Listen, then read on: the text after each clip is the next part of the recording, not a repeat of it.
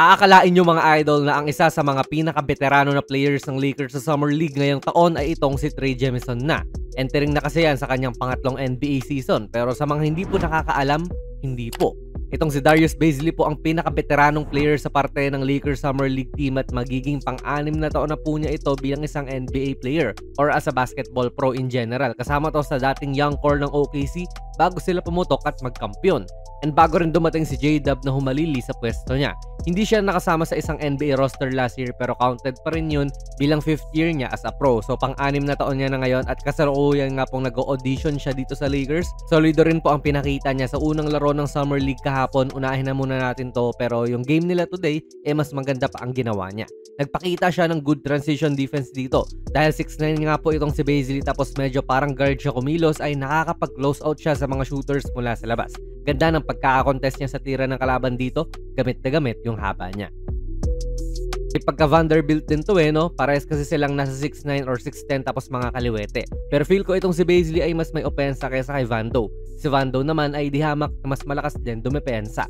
Okay itong inatake muna ni Bazley yung puso ng depensa kasi baka makagawa rin siya ng tira dyan Tapos nalaman din niya na nakapag-commit na rin talaga sa kanya itong help defender kaya mas madali siyang nakakapag-kick out.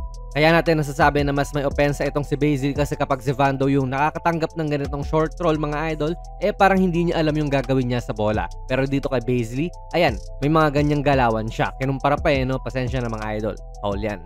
Ganda rin po na ginawa niya rito na pagiging aware lang talaga sa mga nangyayari. Nagko-communicate siya sa kakampi niya na nagdidrift na papuntang kanan yung tao niya. So yun pa lang ay nakakatulong na rin siya. Then ang pinakatao niya talaga rito ay yung big man din po ng Warriors na si Isaiah Mobley. Kapatid po ni Evan Mobley yan. Medyo malayo siya ngayon dito sa kanya kasi bilang big man nga rin po ng Lakers ngayon ay siya ang nagiging last line of defense.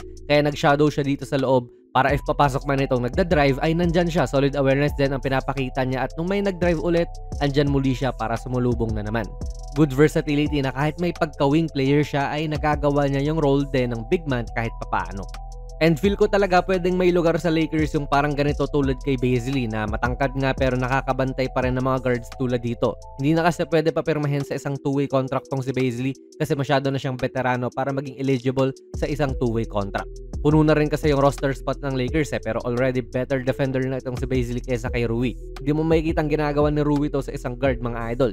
Though take this with a grain of salt kasi Summer League lang to and basically parang nang mamama na rin si Bazley dyan as a 6-year veteran sa pro basketball. Dito talaga sa depensa pinakita ni Bazley yung husay niya mga idol at kitang-kita yung versatility nito. Kanina guard yung na-stop niya. Ngayon ay na-telegraph niya yung pocket pass bilang rollman defender. Though syempre, hindi naman perfect na player ito mga idol. May rason din kung bakit wala sa isang NBA roster tong si Bazley last season.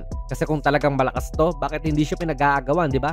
Pili lang ang mga players na kayang bumantay ng 5 positions mga idol. And dito kita natin na kahit may length itong si Bazley para tumao ng malalaki, masyado pa rin siyang magaan. Pinagpag lang nung Mobley yung depensa niya. What more pa if Jokic yan, di ba? Versatile naman siya dumepensa talaga, oo, pero syempre may hangganan yon.